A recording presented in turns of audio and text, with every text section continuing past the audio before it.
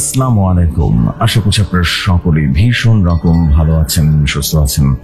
And right now শুনছেন ভৌতিক দুনিয়ার সাথে আছেন জফরি খান এবং একসাথে বলতে চাই ভৌতিক দুনিয়ার কিন্তু আজকে প্রচার হতে চলেছে 207তম এপিসোড এক্স্যাক্টলি। এবং আজকে কিন্তু আবারও আপনাদের জন্য থাকছে আপনাদের সকলের পছন্দের, নিশ্চয়ই জানেন সে নামটা আর কিছু নয়, সানি ভাইয়ের সালাম কবিরাজের ঘটনা এবং সবচেয়ে হিট সালাম কবিরাজের ঘটনা কিন্তু আজকে আমরা আবারও শুনবো এবং আশা করছি আপনাদের ভয়াবহ রকমের সুন্দর লাগবে স্টোরি। এবং আমি এতটুকু বিলিভ করি যে আপনারা যে ঘটনাগুলো শোনান না একটু বেশি জোশ হয়ে যায় এবং ভয়াবহ রকম সুন্দর হয়ে যায় আলটিমেটলি। সো সেরকম একটা স্টোরি আজকে আমরা শুনবো এবং আজকের স্টোরিটা একটু বেশি ডার্ক এবং বেশি অসাধারণ আমার কাছে মনে হয়েছে। সো কথা না বাড়িয়ে আমরা ঘটনা চলে যাই এবং আর একই সাথে আমরা আরেকটা ঘটনা শুনবো। মাফিয়া ভাইয়ের একটা ঘটনা আছে এবং সেই ঘটনাটাই হচ্ছে মৃত্যুর পর ফিরে আসার একটা অদ্ভুত ঘটনা আছে এবং বেশ লোমহর্ষক ঘটনা বলা যেতেই পারে।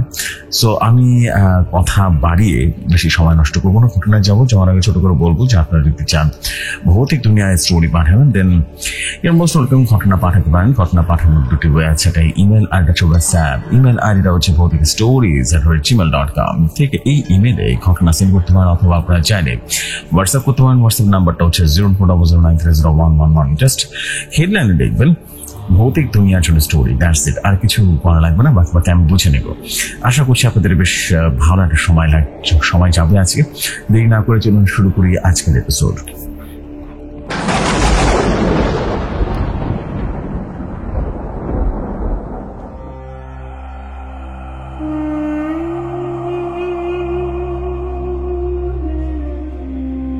ঘটনা আমার কাছে যেভাবে এসেছেন ঠিক সেভাবে পড়ছি।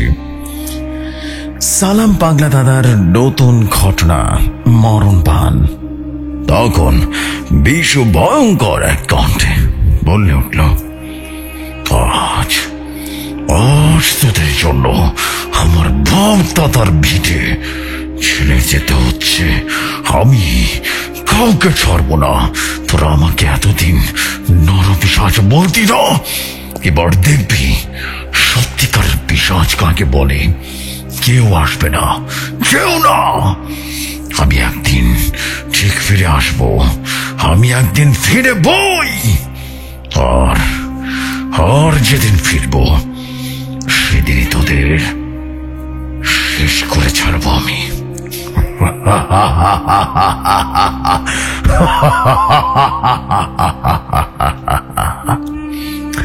আসসালামু আলাইকুম জফরি ভাই এবং ভৌতিক দুনিয়ার সকল শ্রোতা বন্ধুরা, আপনারা সবাই কেমন আছেন? আশা করি আল্লাহর অশেষ রহমতে আপনারা সবাই অনেক ভালো আছেন। আমিও আপনাদের দোয়ায় আল্লাহ তাআলার অশেষ রহমতে ভীষণ ভালো আছি। আমি মোহাম্মদ সানি খান, দেশের বাড়ি গাইবান্ধা জেলা, বর্তমানে ঢাকার নারায়ণগঞ্জের গার্মেন্টস অপারেটর হিসেবে কর্মরত আছি। আজ আবারও চলে আসলাম আপনাদের মাঝে সালাম পাগলা দাদার নতুন এক ঘটনা নিয়ে। জফরি ভাই, ঘটনায় লেখায় কোনো ভুল ত্রুটি হলে ক্ষমা সুন্দর দৃষ্টিতে দেখবার অনুরোধ রইল। তবে চলুন তাহলে দেরি না করে সরাসরি ঘটনায় প্রবেশ করি। বলছেন বরাবরের মতোই সালাম পাগলা দাদা। শোন দাদু ভাই, তো জানিস আমি এক জায়গায় বেশি দিন থাকি না। সেবার আমি ঘুরতে ঘুরতে মাঠের পাড় নামে একটা গ্রাম আছে, সেখানে ঢুকে বললাম বুঝলি। আর তখন বেশ রাত হয়ে গেছিল। তখন আমি রাতে থাকার জন্য একটা জায়গা খুঁজতে লাগলাম, আর আমি দেখতে পেলাম দূরে একটা আলো জ্বলছে। তারপর আমি হাঁটা শুরু করলাম।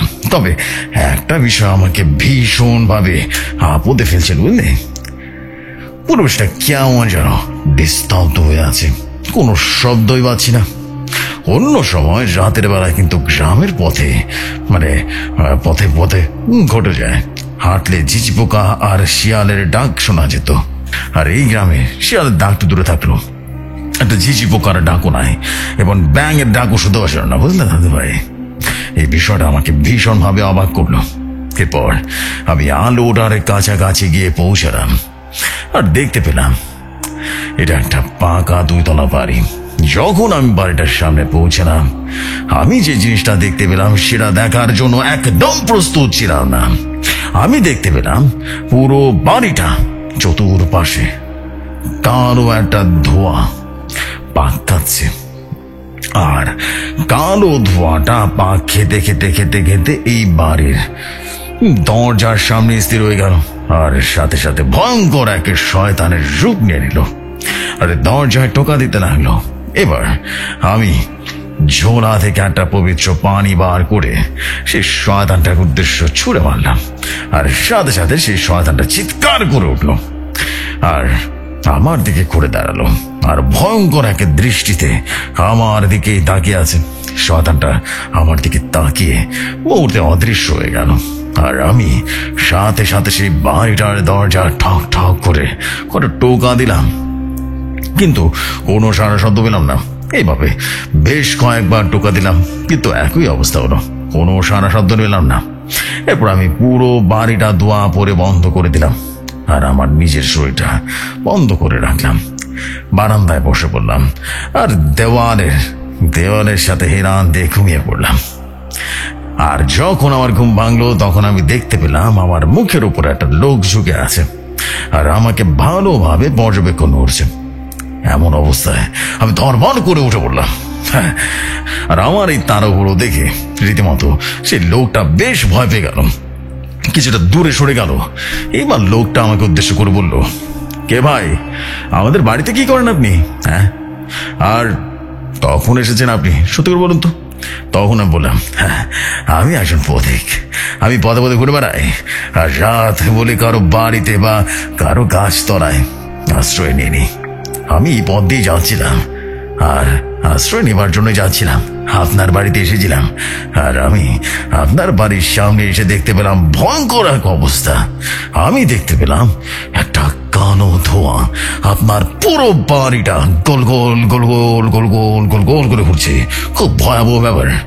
আর আপনার দরজার সামনে এসে ভয়ঙ্কর এক শয়তানের রূপ নিল। শয়তানটা আপনার দরজাটায় টোকা দিতে লাগলো, আর আমি মনে ভয়ঙ্কর দৃশ্য দেখলাম। আমার ঝোলা থেকে পবিত্র পানি বের করে শয়তানটার উদ্দেশ্যে ছুড়ে মারলাম। শয়তানটার সাথে সাথে চিৎকার করে পালিয়ে গেল, আর এরপর আমি আপনার দরজায় অনেকবার খাবার টোকা দিলাম, কিন্তু আপনাদের কোনো সাড়া শব্দ পেলাম না। তাই আমি চেয়েছিলাম এখান থেকে চলে যাব, কিন্তু এখন এমন অবস্থা দেখার পর, এমন শয়তানকে দেখার পর এখান থেকে চলে যেতে চেয়েছিলাম, কিন্তু আমার বিবেক বাধা দিয়েছিল, বুঝলেন, খুব বাধা দিয়েছিল। তাই আমি না গিয়ে এখানে ঘুমিয়ে পড়েছিলাম। তখন সেই লোকটা কাঁপা কাঁপা কণ্ঠে বলল, আপনি সেই শয়তানটাকে দেখেছেন? আমি তখন বললাম, হ্যাঁ, আমি শয়তানটাকে দেখেছি, আর এটা বুঝতে পারছি আপনাদের গ্রামে ভয়ঙ্কর কিছু ঘটতে চলেছে, বুঝতে পেরেছেন?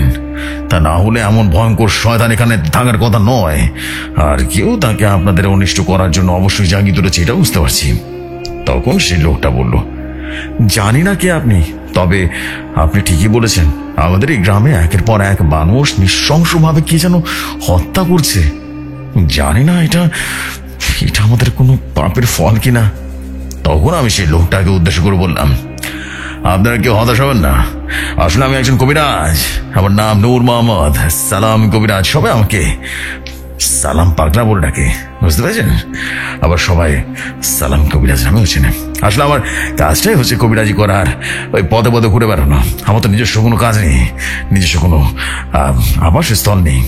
মানুষের সেবায় সারা জীবন আমি দিয়ে দিয়েছি, তাই পাগলের মতো ঘুরে বেড়ায়, মানুষ আমাকে পাগলা বলে ডাকে, বুঝতে পেরেছেন? তখন সেই লোকটা আমাকে বলল, কি আপনার নাম সালাম কবিরাজ? কি আমার সৌভাগ্য, আপনার মতো মানুষের পায়ের ধুলো পড়েছে আমার বাড়িতে। আসুন কবিরাজ মশাই, আপনি আসুন, ভেতরে আসুন। তখন আমি বললাম, আচ্ছা, আপনি বিচলিত হবেন না, আপনি আমাকে বলুন এখানে কি হয়েছে, আর এখন একটা শয়তান কিভাবে এসে এলো আপনার বাড়িতে, সত্যি করে বলুন তো। তখন সেই লোকটা বলতে শুরু করলো, আমার নাম নয়ন, আমি বর্তমানে এই গ্রামের জমিদার, আর আমার আগের এই গ্রামের জমিদার ছিল আমার বাবা। কিন্তু একদিন রাতে হঠাৎ বাবা মারা গেল। বাবা মারা যাওয়ার পর জমিদারের সকল দায়িত্ব আমার কাঁধে চলে এলো। এরপর আমি ভালোভাবেই সকল দায়িত্ব পালন করতে লাগলাম।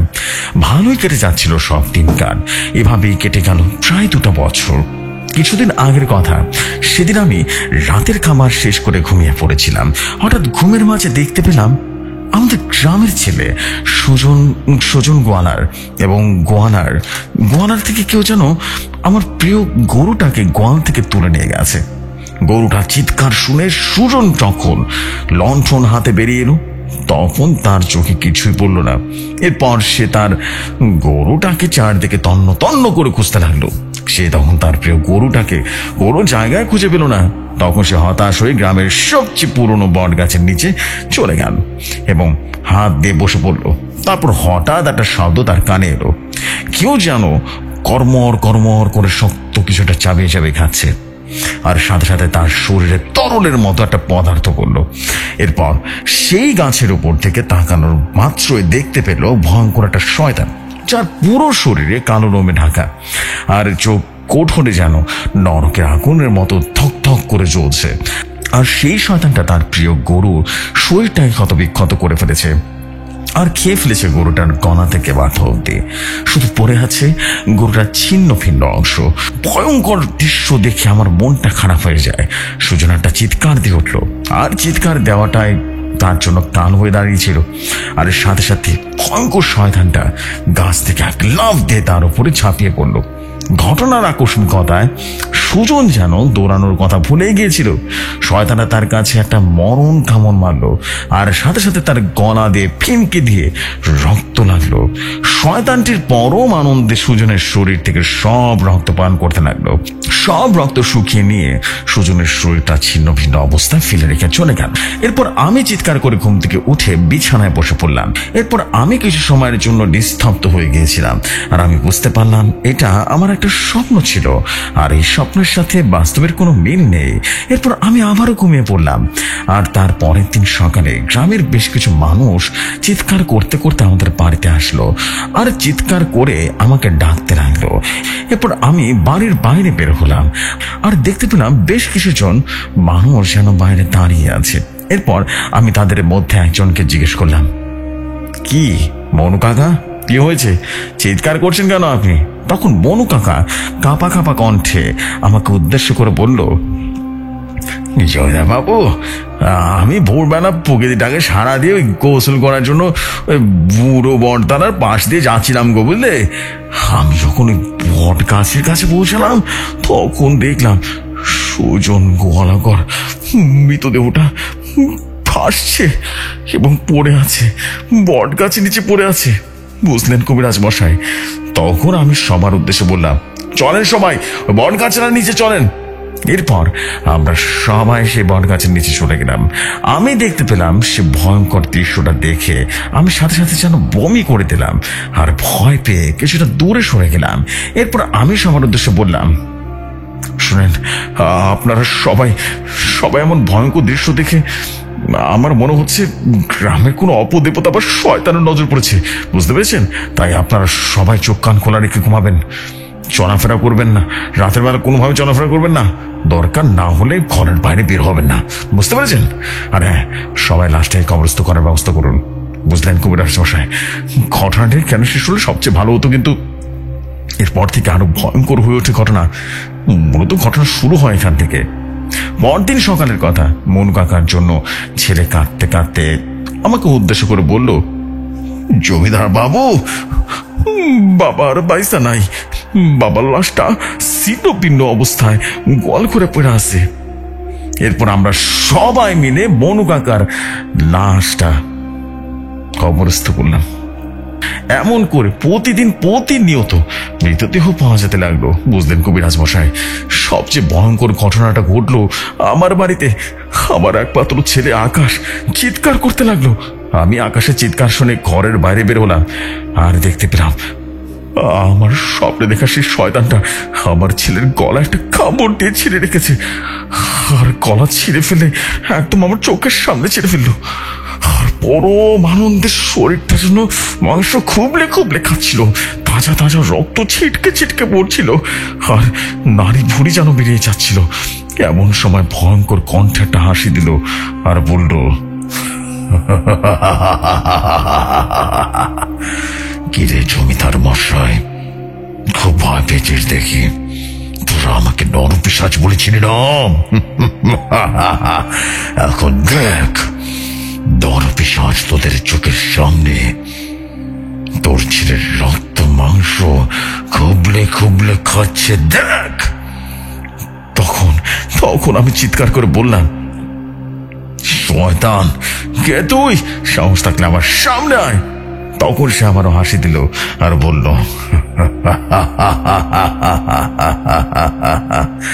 আমাকে চিনতে পারলি না? ঘরের জমিদার আমি বিশু, আমাকে চিনতে পারলি না? এতটুকু বলে সাথে সাথে অদৃশ্য হয়ে যায় কবি জানাচ্ছি মশাই।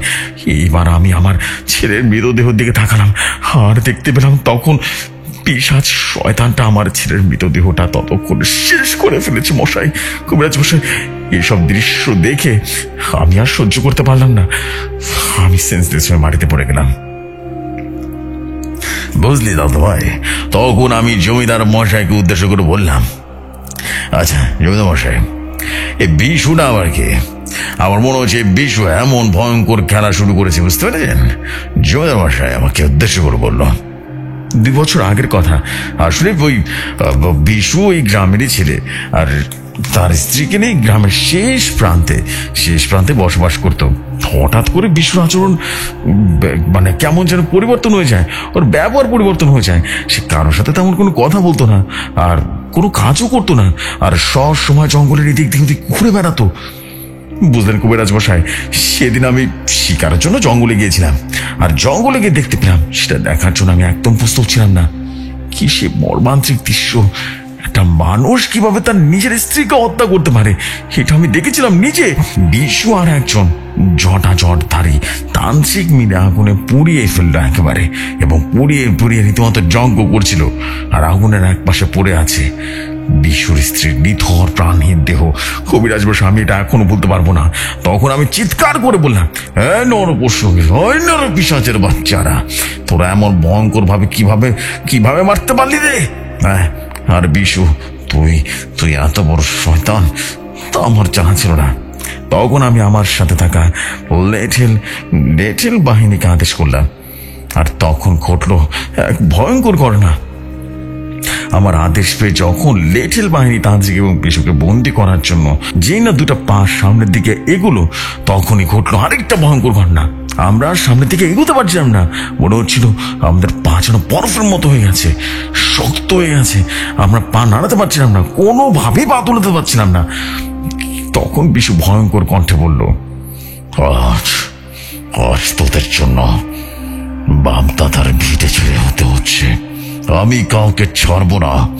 তোরা আমাকে এতদিন নরপিশাচ বলতি না, এবার দেখবি সত্যিকারের পিশাচ কাকে বলে। কেউ আসবে না, কেউ না। আমি একদিন ঠিকই ফিরবো। এই আমি বলে রাখছি, আমি যেদিন ফিরবো সেদিন তোদের বাবলিরা সঙ্গ করে ছাড়বো আমি।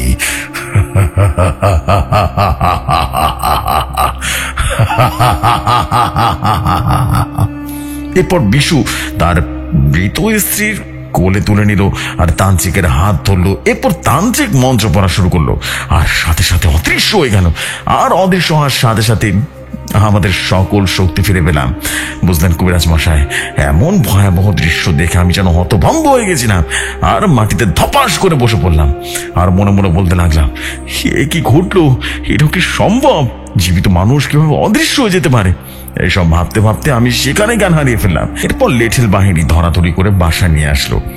এই ভয়ঙ্কর ঘটনা ঘটার পর কেটে গেল 2টি বছর।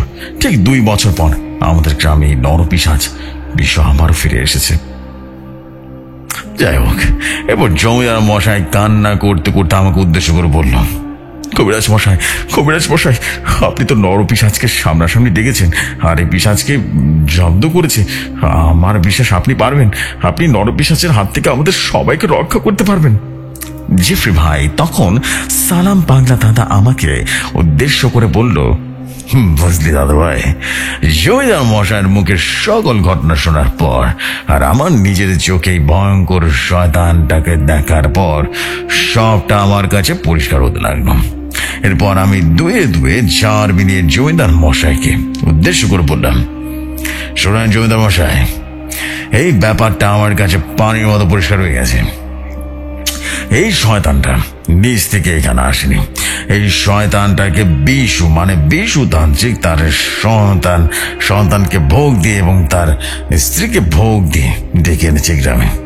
আর এটা একটা ভয়ঙ্কর রক্ত পিশাচ, বুঝতে পেরেছেন?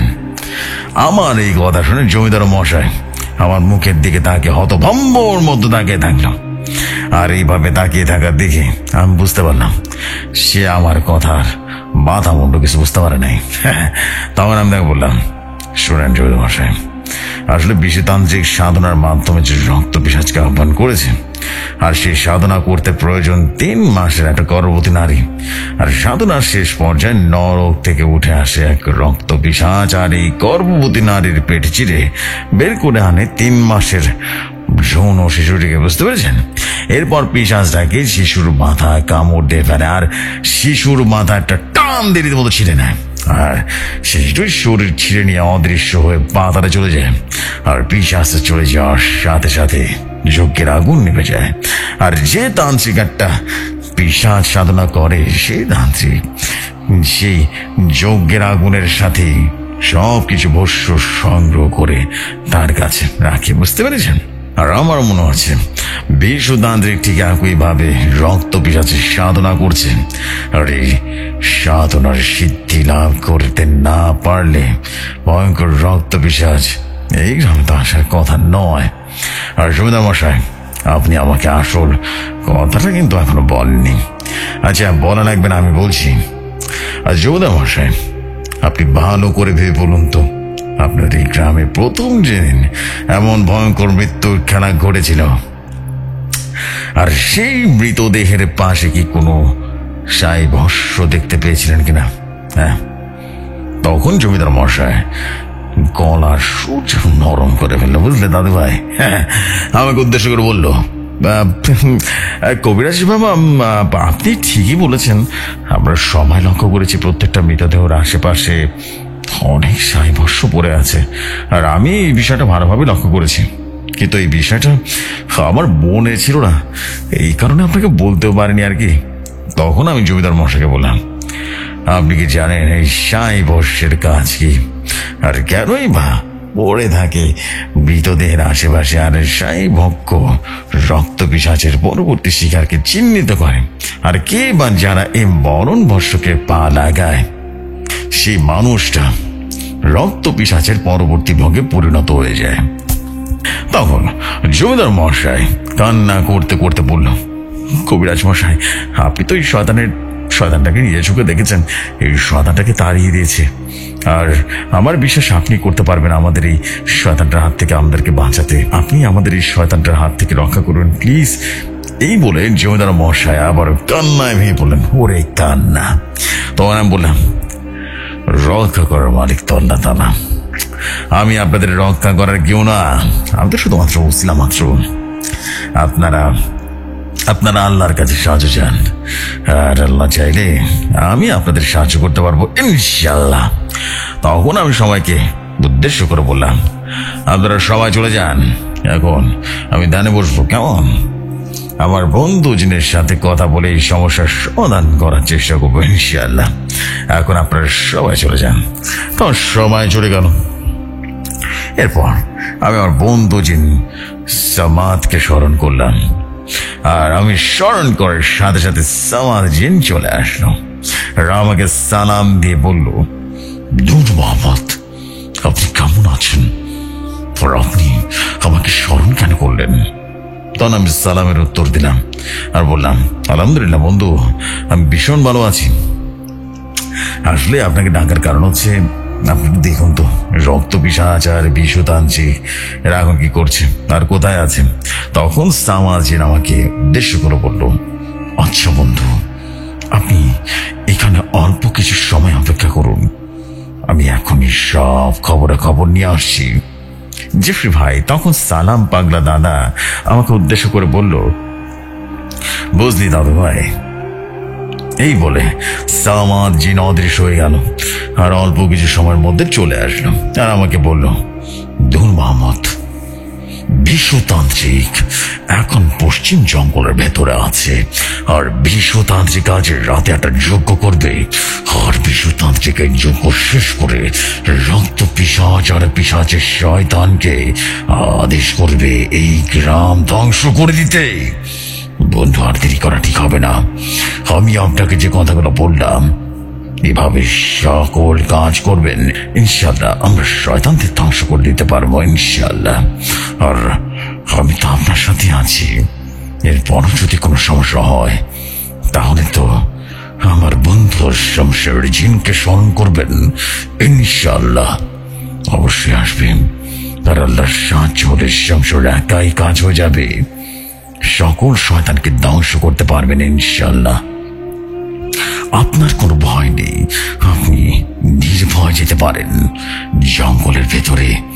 আর আপনি আমাদের সঙ্গে জমিদার বাবুকে নিয়ে চলুন, কারণ এই শয়তানের পরবর্তী শিকার হলো এই জমিদার মশাই। চলুন, এখন আমরা জঙ্গলের পথে রওনা হয়েছি। জেফরি ভাই তখন সালাম পাগলা দাদা আমাকে উদ্দেশ্য করে বলল, বুঝলি দাদু ভাই, আমরা যখন পৌঁছালাম জঙ্গলে তখনও সন্ধ্যা হয়ে ওঠেনি আর সামাজিন অদৃশ্যভাবে আমাদের একটা গুহার কাছে নিয়ে আসলো। এরপর আমি শুনতে পেলাম গুহার ভেতর থেকে মন্ত্র পড়ার শব্দ হচ্ছে। তখন সামাজিন আমাকে বলল, বিশ্বতান্ত্রিক এই গুহার মধ্যে আছে আর সেই মন্ত্র পড়ছে, সামনে তাকে দেখুন, তান্ত্রিক যজ্ঞ করছে।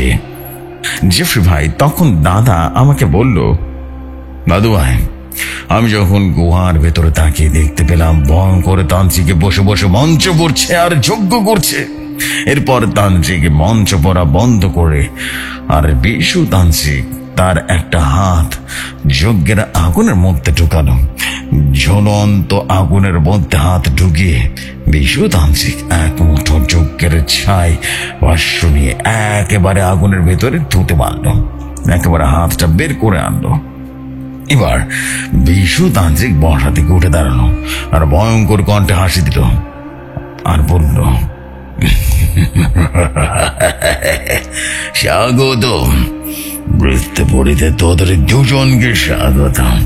কুকুরের বাচ্চারা, তোদের এত বড় সাহস, তোরা আমাদের আস্তানায় এসেছিস, ভালো হয়েছে।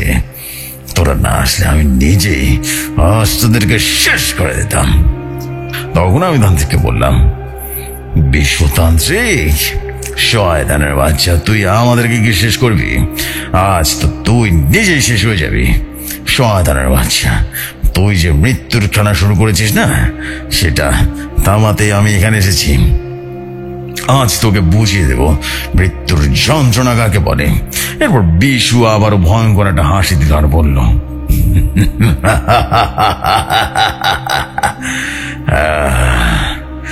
তোর তো দেখি অনেক সাহস, তাহলে এই নে বরে বর। এই বলে বিশ্বতান্ত্রিক তার হাত সামনের দিকে নিল আর হাতে রাখা ছাই বর্ষ আমাকে লক্ষ্য করে ছুঁড়ে মারল। আর ছাই বর্ষ মারার সাথে সাথে ঘটল সে ভয়ঙ্কর ঘটনাটা, বুঝলে ভাই? আমি লক্ষ্য করলাম একটা দমকা হওয়া এক নিমিষে সমস্ত ছাই বর্ষ উড়িয়ে দিল এবং বিশ্বতান্ত্রিকের শরীরের মধ্যে উড়িয়ে দিল। আর সাথে সাথে বিশ্বতান্ত্রিক চিৎকার করে বলল, সর্বনাশ হয়ে গেল। এই বলে লাফালাফি শুরু করে দিল আর কাপড় একটা টান দিয়ে রীতিমতো ছেড়ে দিলাম। তখন আমি হাসি দিলাম আর বিশ্বতান্ত্রিককে বললাম, কিন্তু শয়তানের বাচ্চা, এখন থেকে কে রক্ষা করবে রে? ফেসে তো গেছিস রে, নে এবার নিজের পাতা জানেন নিজে ফেসে গেছিস, নে এবার মৃত্যুর জন্য প্রস্তুতি নিয়ে যায়। ও অনেক পাপ করেছিস, এবার জাহান্নামের কি জাহান্নামে যা। তখন বিশ্বতান্ত্রিক কাঁপা কাঁপা কণ্ঠে বলল, কবিরাজ তুই আমাকে বাঁচা, বাঁচা কবিরাজ, তুই আমাকে বাঁচা। জেফরি ভাই এই বলে সালাম পাগলা দাদা আমাকে উদ্দেশ্য করে বলল, বিশ্বতান্ত্রিকের এই কথা শেষ হওয়ার সাথে সাথে ঘটলো সে কাঙ্ক্ষিত ভয়ঙ্কর ঘটনা। আর সাথে সাথে চারিপাশে কেমন যেন গরম হয়ে উঠল, আর পরিবেশ একটা পচা দুর্গন্ধে যেন ভরে গেল। আর মাটির নিচ থেকে ভয়ঙ্কর এক দানব মাটির উপরে উঠে এলো। আর তান্ত্রিকের গলাটা চেপে ধরল। আর বিশু চিৎকার করার সুযোগ পেল না। তান্ত্রিক চিৎকার করার আগে শয়তানটা একটা টান দিয়ে রীতিমতো ওর মাথাটা ছিঁড়ে ফেললো, চিবিয়ে চিবিয়ে খেতে শুরু করলো। এবার শয়তান আমার দিকে তাকে ভয়ঙ্কর একটা হাসি দিল, বিভৎস এক হাসি, আর বলল, এইবার তোদের পালা। এই বলে শয়তানটা আমার দিকে আসতে লাগলো। আর তখনই সামাদ জিন অদৃশ্য থেকে দৃশ্যমান হলো, আর শয়তানটাকে উদ্দেশ্য করে বলল, জানোয়ারের বাচ্চা, তোরা এত বড় সাহস, তুই আমার বন্ধুকে মারবি? আমার বন্ধুকে মারার আগে আমাকে মার, তারপর না হয় আমার বন্ধুকে মারার চেষ্টা করিস। তখন শয়তানটা একটা বিকট হাসি দিল আর বলল, আয় তাহলে দেখি কে কাকে শেষ করে, এরপর না হয় দেখা যাবে। এই বলে শয়তানের বাচ্চাটা সামাদের সাথে ভয়ঙ্কর এক যুদ্ধে লিপ্ত হয়ে গেল। দাদু ভাই, এইভাবে চললো অনেক বড় একটা যুদ্ধ। আর যুদ্ধ করতে করতে করতে করতে একটা সময় সামাদ জিন অনেকটা আহত হয়ে গেল, এবং এটা দেখে আমি সাথে সাথে আমার হাতে অদৃশ্য তাবিজটাকে বিসমিল্লাহ বলে একটা চুমু দিলাম, আর শমশের শমশের বলে চিৎকার করতে লাগলাম। আর সাথে সাথে আকাশটা যেন গর্জন করে উঠলো, আকাশে বিদ্যুৎ যেন চমকে উঠলো, আর বিদ্যুৎ থেকে হৃদয় শিখা মাটিতে এসে পড়লো, আর মাটি যেন থর থর থর থর করে কেঁপে উঠলো। চারিপাশে রীতিমতো ঝড় তুফান শুরু হয়ে গেল, মনে হচ্ছিল কিয়ামত নাজির হয়ে যাবে। আর চারিপাশে যেন সাদা আলোয় আলোয় ভরে উঠলো। আমি দেখতে পেলাম সাদা আলোর ভেতর থেকে আমার বন্ধু শমশের জিন বেরিয়ে আসছে, আর আমাকে সালাম দিল আর বলল, আসসালামু আলাইকুম, কেমন আছেন আপনি? আপনি আমাকে আগে স্মরণ করলে এমন ভয়ঙ্কর পরিস্থিতি হতো না। তখন আমি শমশের জিনকে বললাম, বন্ধু দেখেন না শয়তানটা সামাদ জিনকে কিভাবে আহত করেছে। তখন পিশাচ শয়তানটা ভয়ঙ্কর ঘন্টাটা হাসি দিল আর বলল, কুকুরের বাচ্চা, তুই বসতে চাস? তুই এখান থেকে চলে যা, তাহলে আমার হাত থেকে তোকে কেউ বাঁচাতে পারবে না। এবার শমশের জিন ভয়ঙ্কর কণ্ঠটা হাসি দিল আর বলল, আমার পরিচয় জানতে চাস? তাহলে তুই মৃত্যুর আগে তোর শেষ ইচ্ছাটা পূরণ করতেই হবে। আমি হলাম ফ্রিদের বাচ্চা, আমি শমশের খান। আমি হলাম জালালউদ্দিন শমশের খান, জঙ্গলের রাজা শের। আর আমি তোদের মত শয়তানের মৃত্যুর রাজা শমশের খান আমার নাম। জনের বাচ্চা, এত বড় সাহস, তুই আমার বন্ধুকে আঘাত করেছিস, এবার তোর মৃত্যু অনিবার্য। এই বলে শমশের জিন ভয়ঙ্কর এক দানবের রূপ নিল। কি সে দানবীয় রূপ! পুরো শরীরটা যেন দাও দাও দাও দাও করে আগুনে জ্বলছে। পুরো শরীরে আগুনের লাভা ঝরে পানিতে পড়লো, আর পুরো শরীরে বিদ্যুৎ চমকে চমকে উঠলো। এরপর সে আকাশের দিকে তাকিয়ে চোখ দুটো শক্ত করে ধরল, আর এমন সময় আকাশ থেকে আবার গর্জন চলে আসলো, আর আকাশ থেকে একটা বিদ্যুতের শিখা যেন নেমে এলো, আর বিদ্যুৎ সেই শিখা সোজা শয়তানের শরীরের উপরে পড়ল। শয়তানটা বুঝে ওঠার আগেই পুরে একেবারে ছাই হয়ে গেল। এরপর শমশের জিন চোখ বন্ধ অবস্থায় আমাদেরকে ঘিরে দাঁড়িয়ে রাখলো, আর ভয়ঙ্কর কণ্ঠটা হাসি দিল, আর জমিদারকে উদ্দেশ্য করে বলল,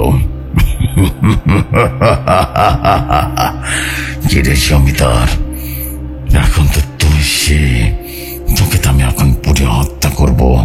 এই বলে শমশেরের জিন দুটো চোখ রীতিমতো খুলে জমিদারের দিকে তাকালো, আর মুহূর্তের মধ্যেই একেবারে শমশেরের চোখের ভেতর থেকে অগ্নিশিখা বেরিয়ে আসলো আর শমশেরের জমিদারকে পুড়িয়ে ছাই ছাই করে দিল, এবং চোখের পলকে সমস্ত ঘটনাটা ঘটে গেল। আমি কিছু বুঝে ওঠার আগে জমিদার মশায় পুরো পরিচয় হয়ে গেল। এইবার শমশের জিন তার আসল রূপ ধারণ করলো আর আমাকে বলল, বন্ধু আপনি উত্তেজিত হবেন না। তখন আমি শমশেরকে বললাম, আপনি এসব কি বলছেন? আমি উত্তেজিত হব না মানে কি বলছেন এসব? আর কেন বা জমিদারকে হত্যা করলেন আপনি? হ্যাঁ, আপনি তো এর আগে কখনো এমনটা করেন নেই, আপনি কেন করলেন এরকম? হয়তো বুঝতে পারলাম না। তাহলে আজ আপনার কি হয়ে গেল? একটা নিরীহ মানুষকে হত্যা করে ফেললেন। তখন শমশের বলল, বন্ধু আপনি যেটা জানেন না সেটা আমি জানি। আসলে সমস্ত ঘটনার নষ্টের গোড়া এই জমিদার। তখন আমি বললাম, আপনি এসব কি বলছেন? হ্যাঁ, আপনার কি মাথা ঠিক আছে? আপনি জমিদারকে হত্যা করে এখন এসব উল্টাপাল্টা কথা বলছেন। কি হয়েছে সত্যি করে বলুন তো। তখন শমশের আমাকে বলল, বন্ধু আপনি রাগ করছেন কেন? এই জমিদার যে কাজ করেছে এর জন্য আমি ওকে শাস্তি দিতে বাধ্য হয়েছি। আপনি কি জানতে চান এই জমিদার আসলে কত বড় শয়তান? আর 2-2.5 বছর আগে কি করেছিলাম? তখন আমি বললাম, হ্যাঁ আপনি অবশ্যই বলুন, আমি জানতে চাই কি এমন করলো যে আপনি ছাই বানিয়ে ফেললেন একেবারে জমিদারকে। তখন শমশের জিন আমাকে বলল, আসলে 2 বছর আগে জমিদার একদিন শিকারের জন্য জঙ্গলে গিয়েছিল আর সেখানে এক মহিলাকে দেখতে পেয়েছিল। আর মহিলাটি এতটাই সুন্দর ছিল যে জমিদার তাকে ভোগ করার জন্য মহিলাটাকে প্রেমের প্রস্তাব দিয়ে ফেলে, আর সেই মহিলা জমিদারের প্রস্তাবে রাজি হয়ে যায়। এরপর তাদের মধ্যে অবৈধ মেলামেশা চলতে থাকে। এর ফলে মহিলাটি গর্ভবতী হয়ে যায়। আর মহিলাটিকে ছিল জানেন? আসলে এই মহিলাটি বিশ্বতান্ত্রিকের স্ত্রী ছিল। আসলে বিশ্বতান্ত্রিক তখন বাড়িতে ছিল না। যখন সে বাড়ি ফিরল তখন জানতে পারে তার স্ত্রী 3 মাসের অন্তঃসত্ত্বা।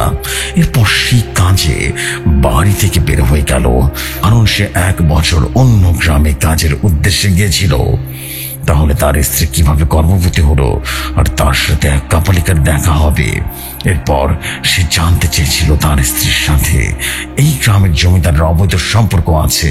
এরপর সে প্রতিশোধ নেওয়ার জন্য এমন ভয়ঙ্কর তান্ত্রিক হয়ে ফিরেছিল। এখন আপনি বলুন, এই শয়তানকে শাস্তি দেওয়াকে আমার ভুল করেছি আমি? তখন আমি বললাম, বন্ধু আমার ক্ষমা করে দেবেন, না জেনে আমাকে অনেক কথা বলে ফেলেছি। তখন শমশের জিন আমাকে বলল, বন্ধু এখানে ক্ষমা করার কিছু নেই। আসলে আপনি তো বিষয়টা জানতেন না, আর আপনার জায়গায় আমি হলে আমিও এমনটা ভুল করতাম, তা আমি কিছুই মনে করিনি। তো বন্ধু ভালো থাকবেন, আমি চলে যাচ্ছি। আর এরপর যদি কোনো বড় সমস্যা হয় তাহলে অবশ্যই আমাকে আগে জানাবেন, আমাকে স্মরণ করবেন, আমি সাথে সাথে চলে আসবো ইনশাআল্লাহ। এই বলে শমশের জিনিস সামাদ জিনকে নিয়ে অদৃশ্য হয়ে গেল। জোসেফ ভাই এবার সালাম পাগলা দাদা আমাকে উদ্দেশ্য করে বললেন, দাদু ভাই তুই এই ঘটনাটা শুনে কিছু বুঝতে পেরেছ? আসলে কিসের জন্য এমন ভয়ঙ্কর ঘটনা ঘটেছিল? তখন আমি বললাম, না দাদু ভাই আমি তো কিছু বুঝতে পারলাম না, তবে ঘটনাটা বেশ ভয়ঙ্কর ছিল। তখন দাদু ভাই আমাকে বলল, দাদু ভাই তুমি তো ঘটনা ভয়ঙ্কর দিকটা দেখলে। আসলে এই ঘটনাটা ঘটেছিল পরকীয়া প্রেমের কারণে। যদি বিশুর স্ত্রী জমিদারের সাথে পরকীয়া না লিপ্ত হতো তাহলে এগুলো নিরীহ মানুষের এইভাবে অকালে প্রাণ হারাতে হতো না। অবশেষে একটা কথাই বলি, পরকীয়া কিন্তু ভয়ঙ্কর ভয়ঙ্কর একটা জিনিস। তো দাদু ভাই এটাই ছিল আজকের ঘটনা। তবে আজ যাও, বাড়ি যাও, রাত হয়ে গেছে অনেক, পরে আরেকটা ঘটনা শোনাবো না। হ্যাঁ যাও। তো জফরি ভাই এই ছিল আজকের আয়োজন সালাম পাগলা দাদার নতুন ঘটনা। জফরি ভাই ঘটনায় লিখায় কোনো ভুল ত্রুটি হলে ক্ষমা সুন্দর দৃষ্টিতে দেখবার অনুরোধ রইল। আর জফরি ভাই আপনি বলেছিলেন আপনি আমাকে ভৌতিক দুনিয়ার অফিসিয়াল স্টোরি টেলার করবেন। ভাই সর্বদাই প্রস্তুত আছি। আমি মনে করি এটা আমার জন্য সৌভাগ্যের বিষয়। আমি অপেক্ষায় রইলাম। তাই ভাই দেরি না করে আজ এই পর্যন্তই খুব তাড়াতাড়ি আসছি নতুন আরেক ঘটনা নিয়ে। আর এই ঘটনাটি সুখী পাগলির ঘটনা। আশা করছি ঘটনাটি অনেক ভালো ভালো রাখবে। পরকিয়া আসলে খুব ভয়ঙ্কর জিনিস। আসসালামু আলাইকুম জসু ভাই, আমি মোহাম্মদ সানি, দেশের বাড়ি গাইবান্ধা জেলা, গ্রাম কোমরপুর, পোস্ট অফিস তুলসীঘাট, বর্তমানে ঢাকা নারায়ণগঞ্জ ফতুল্লা ভোলাইল থেকে বলছি। সবাই ভালো থাকবেন, সুস্থ থাকবেন, আর পরকিয়া থেকে বিরত থাকবেন। আল্লাহ হাফেজ সবাইকে।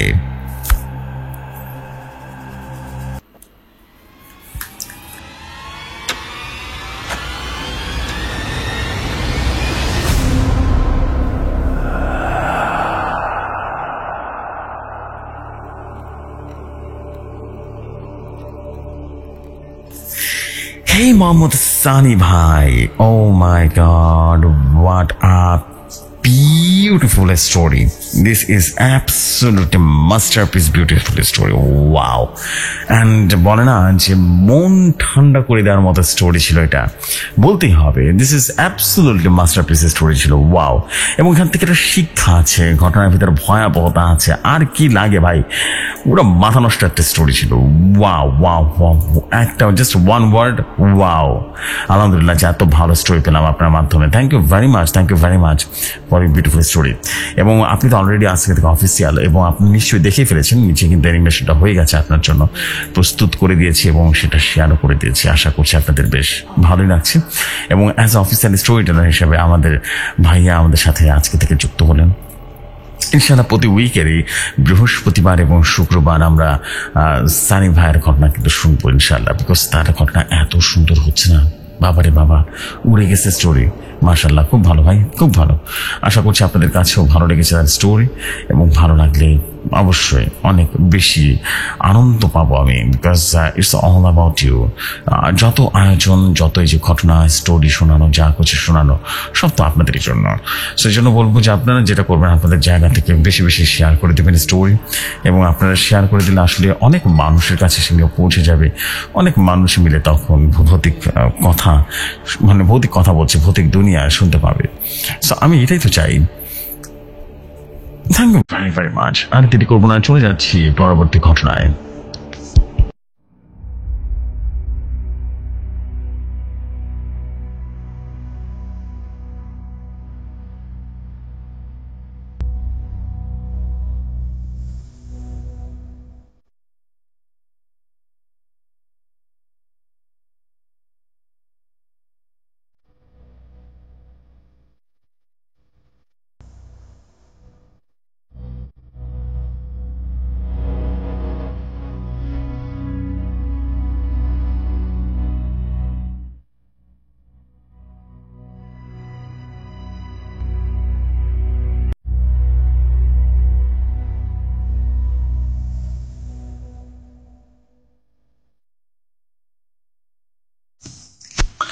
ঘটনা আমার কাছে যেভাবে এসেছে আমি ঠিক সেভাবে পড়ছি। ভৌতিক দুনিয়ার জন্য স্টোরি। আসসালামু আলাইকুম, আমি প্রথমে স্টোরিটা লিখলাম, ভালো বা ভুল ত্রুটি হলে ক্ষমার সঙ্গে দেশে দেখবেন। আজকে প্রথমবার ঘটনা লিখছি। আমার নাম মাফিয়া। আমার বাড়ি নেত্রকোনার কোনো একটি গ্রামে। আমার সাথে ঘটে যাওয়া কিছু ঘটনা আছে, যা আমার মা বাবার কিছু ঝামেলার জন্য তারা আলাদা হয়ে গেছে, যার কারণে আমরা আমাদের দাদা দাদির কাছেই বড় হয়েছি। আর আমার বয়স যখন 9 বছর, তখন আমার দাদা মারা যায়। আমাদের পুরাতন বাড়িতে তখন আগের দিনের মানুষেরা বসবাস করত, এবং কেউ মারা গেলে সেই ঘর 40 দিন পর্যন্ত পাহারা দিতে হতো। তো তখন 40 দিনের মতো কিছুই হয়নি, কিন্তু কিছুদিন পর আমরা যখন ঘুমিয়েছিলাম, তখন দেখি আমার মাথায় কে যেন হাত বুলিয়ে দিচ্ছে। আমি ঘুম থেকে উঠে দেখি আমার দাদা আর একজন লোক আমাকে ডাকছে, মাফিয়া আমার কাছে আয়। তো স্বাভাবিকভাবে আমি চেঁচিয়ে উঠি। তখন সবাই ঘুম থেকে উঠে পড়ে। সবাইকে আমি দেখাচ্ছিলাম যে আমি আমার সামনে দাদাকে দেখছি, দাদা বসে আছে, কিন্তু আমি ছাড়া কিছুতেই যেন কেউ দেখতে পাচ্ছ না দাদাকে। আর তখন লক্ষ্য করলাম দাদা কেমন যেন হাসতে হাসতে কোথায় যেন হাওয়ায় মিলিয়ে গেল, আমার চোখের সামনে হাওয়ায় মিলিয়ে গেল। এখানে বলে রাখা ভালো, আমার দাদা একজন কবিরাজ ছিলেন। তার অনেক মরিদ ছিল, আর আমার দাদার এক মাজারও আছে। এরকম অনেকে আমার দাদাকে দেখেছেন, যেমন আমার বড় আব্বু পুকুরে খাবার দিতে গিয়ে দেখেছেন আমার দাদা মাজারের পেছন থেকে বের হয়ে পুকুর পাড়ের সামনে গিয়ে আব্বাকে ডাকছে। সাথে সাথে আব্বু দৌড়ে বাড়িতে চলে আসে। আর একদিন এক লোক তার কাজ শেষ করে বাড়িতে যাচ্ছিলেন, তখন প্রায় রাত 12টা বাজে। উনি পুকুর পাড়ের পাশেই যেতে দেখলেন আমার দাদা ওখান থেকে উঠে মাজারের কাছে গিয়ে মিলিয়ে গেলেন। উনি ভয় পেয়ে গেলেন। উনি সাইকেল ফেলে দৌড় দিলেন। পরের দিন মাছ ধরার সময় যারা সাইকেল পায় আমার চাচা এবং ওই লোক এসে নিয়ে যায়। আরেকদিন আমার ভাই আমার খাবার জন্য দাদার মাজারের উপরে ওঠে, তখন দাদি নামতে বলে। ভাইয়া দাদাকে বকা দেয়। রাতে যখন ভাইয়া ঘুমিয়েছিল তখন সে স্বপ্নে দেখে দাদা তাকে তার কাছে ডাকছে। সে ভয় পেয়ে দাদিকে জড়িয়ে ধরে ঘুমিয়ে যায়। সকালে উঠে দেখে ওর কালে আঙ্গুলের দাগ পড়ে গেছে। তখন একটা হুজুর এনে বাড়িতে বিরাত পরিয়ে দেওয়া হয়। তারপর থেকে সবকিছুই ঠিক হয়ে যায়। জসু ভাই, এই ছিল আজকের প্রথম স্টোরি এবং প্রথমবারের মতো স্টোরি দেখলাম। ভুল ত্রুটি হলে ক্ষমার সুন্দর দৃষ্টিতে দেখবেন, আর আপনি আপনার মতো করে সাজিয়ে গুছিয়ে পড়বেন। যদি স্টোরিটা ভালো লাগে ভৌতিক দুনিয়ায় পড়ে শোনাবেন আর কততম এপিসোডে শোনাবেন অবশ্যই জানাবেন। তাহলে আমার জীবনের সাথে করে যাওয়া কিছু অতি ভৌতিক এবং অলৌকিক ঘটনা দেখে পাঠাবো। সবার জন্য শুভকামনা রইল। ভৌতিক কথা এবং ভৌতিক দুনিয়া অনেক অনেক দূর এগিয়ে যাক, এটি আমি মাফিয়া বলছি।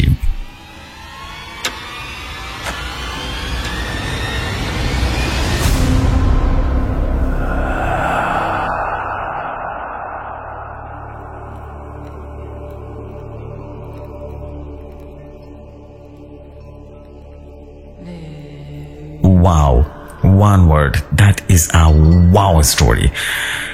স্টোরিটা না বেশ ক্রিপি স্টোরি ছিল। আমার কেমন যেন ভয় ভয় লাগছে স্টোরিটা শুনে। আমার খুব ছোটবেলায় এরকম একটা মানে ইটস ভেরি মানে কি বলবো, কাকতালীয় কিনা জানি না কি বলবো। আমার নানি যখন মৃত্যুবরণ করেছিলেন তখন সিঙ্গার কেস আমি হতে দেখেছিলাম। শুধু আমি জানি কিনা জানি না, মানে আমার মানে খালার সাথে ঘটেছিল সেম কেসটা, যে নানি যেন ঘরের উঠোনে দাঁড়িয়েছিলেন, তাকে ডাকছেন। মানে পরপর 3 জন 3 ভাবে দেখেছিলেন। খালাতো বোন একরকম ভাবে দেখেছিলেন যে পানির কলের একটা কুয়া ছিল, কুয়ার সামনে দাঁড়িয়েছিল, তাকে কুয়ার সামনে ডাকছে। একজন উঠানের সামনে দাঁড়িয়েছিল নানির রূপ ধারণ করে, সে খালাকে ডাকছে। এবং আমার খালা তো মানে একই ফ্যামিলির 3 জনের সাথে সেম ঘটনাটা ঘটেছিল। বিশ্বাস করেন ভাই, আপনার স্টোরিটা শোনার পর আমার তার লোম দাঁড়িয়ে গেছে। Oh my god, seriously that is a creepy story. অনেক বড় একটা ভয়ঙ্কর ঘটনা মনে হলো আমি পড়ে ফেললাম, এবং আশা করছি আমাদের ভৌতিক দুনিয়ার প্রতিটা মানুষের কাছে ঘটনাটি খুব বেশি ভয়ঙ্কর লাগবে, বিকজ এই ঘটনাটা খুব রিয়েল স্টোরি। এবং নিশ্চয়ই জানেন যে 41 দিন পর্যন্ত কিন্তু এই 40 বলে না যে 40 দিন কিন্তু এই ব্যাপারগুলো ঘটে। অনেক সময় মানুষের কারিন জিন হাজির হয়ে যায়, সামহাও তাদের রূপ ধারণ করে কারিন জিন হাজির হয়ে যায়। এবং এটা কিন্তু খুবই রিয়েল একটা ব্যাপার, এবং আশা করছি আপনাদের সবার কাছে ঘটনাটা খুব তথ্যবহুল মনে হচ্ছে, এবং আমি খুব রিলেট করতে পেরেছি, যেন আমার খুব গায়ে লোম দাঁড়িয়ে গেছে। থ্যাংক ইউ ভেরি মাচ ভাইয়া। এবং আসলে ব্যাপারটা আসলে ঘনিয়ে দেখার মতো। থ্যাংক ইউ ভেরি মাচ ভাই। আপনার পরবর্তী ঘটনা অবশ্যই ভৌতিক দুনিয়া পাঠিয়ে দেবেন। আপনার পরবর্তী ঘটনার অপেক্ষায় রইলাম। এরকমই স্ক্যারি স্টোরি আমার দরকার ভাই। Thank you very much. আশা করছি আপনাদের সবার কাছে ভালো লেগেছে। ভালো লাগলে কমেন্ট করে জানাবেন। আপনাদের এক একটা কমেন্ট দারুণ রকমভাবে ইন্সপায়ার করে আমাকে এবং আমাদের প্রিয় লেখক ভাইদেরকে বা আমাদের স্টোরি টেলারদেরকে। সো এই ছিল আজকের আয়োজন। আমি এখন যেটা করব সেটা হচ্ছে আপনাদের কাছ থেকে বিদায় নিয়ে চলে যাব, এবং ইনশাল্লাহ আপনাদের সাথে আবার একটু পরে কানেক্ট হয়ে যাব। চলে যাই সরাসরি নেক্সট চ্যাটে।